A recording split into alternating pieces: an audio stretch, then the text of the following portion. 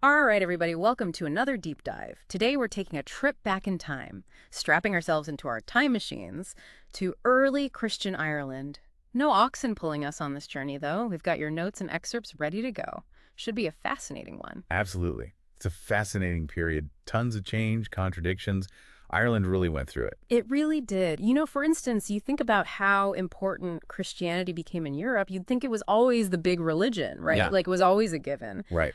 But, and this just blows my mind every time I think about it, but it was actually illegal in the Roman Empire for centuries. Yeah, people forget that. They Yeah. really do. Like we look back now and it's such a core part of Western civilization. But back then, it was seen as dangerous, subversive, a threat to the whole Roman power structure, really, both religiously and politically. Yeah. Talk about a different world, huh? It's kind of hard to wrap your head around that. It is. So how do we even get from outlawed faith to, well, everything that comes after? Well, the short answer is Constantine. Of course, Emperor Constantine. Of course, you can't talk about this without talking about Constantine. Big guy. His conversion back in 312 AD, that's like the turning point. Huge. It goes from, like we were saying, a persecuted sect to the favored religion of the entire empire, almost overnight. Wild. So now officially endorsed, and the Roman Empire, they've always got to have new projects going on, right? New frontiers. Yeah. So was Ireland just the next logical step? It was, and that's where things get a little fuzzy, historically speaking. Oh, how Yeah. so? Well, we have this guy, Bishop Palladius, sent by no less than the Pope himself, Pope Celestine, around 431 AD, his mission, Ireland.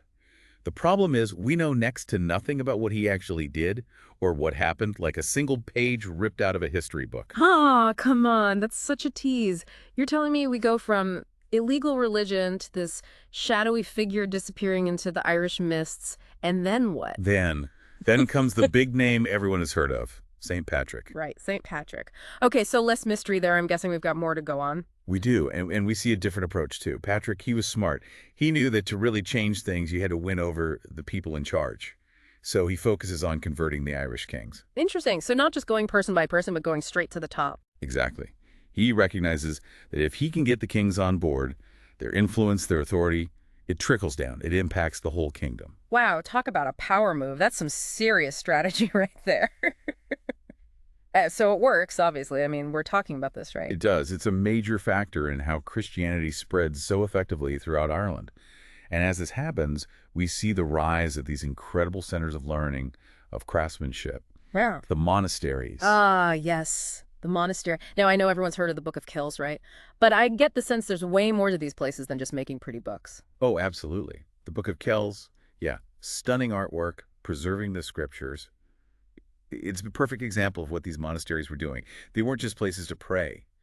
They were keeping knowledge alive during a time when, frankly, a lot of it was being lost in other parts of Europe.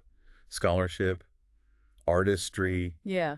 just incredible craftsmanship. So they were more like, I don't know, the universities and libraries all rolled into one. Exactly. And workshops, too. Monks were copying texts. They were advancing medicine, astronomy even, and the stuff they made.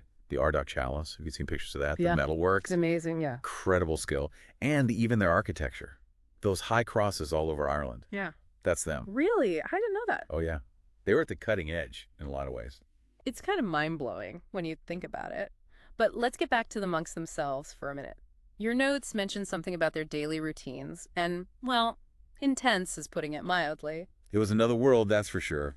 Imagine waking up before the sun's even up to pray. Matins, lauds. And that was just the beginning. Wow. What else? Well, there's the whole vow thing. Poverty, obedience, giving up everything we might take for granted today. And that wasn't even the wildest part, visually speaking at least. You're not talking about the haircuts, are you? The tonsure, yeah, shaving the top of your head as part of the whole deal. Talk about dedication. Talk about a bad hair day every day. Right, but it shows you just how different their worldview was, what mattered to them. It's easy to think, oh, monks just praying all day, but it was so much more structured, more varied than that. So what, like they had like job titles and everything? Kind of. You had your scribes painstakingly copying those manuscripts, your farmers keeping everyone fed, artisans crafting everything, and they had to be self-sufficient. Wow. So they really did build their own little worlds in those monasteries, a world apart. They did, a complete world apart. It makes you wonder, even was it a refuge from the world outside? more appealing than we might think in some ways? That is a very good question. Really makes you think. Well, I'd say we've covered a lot of ground here. Any final thoughts for our listeners before we sign off? What are the big takeaways about early Christian Ireland? I think the biggest things to remember are Ireland's conversion.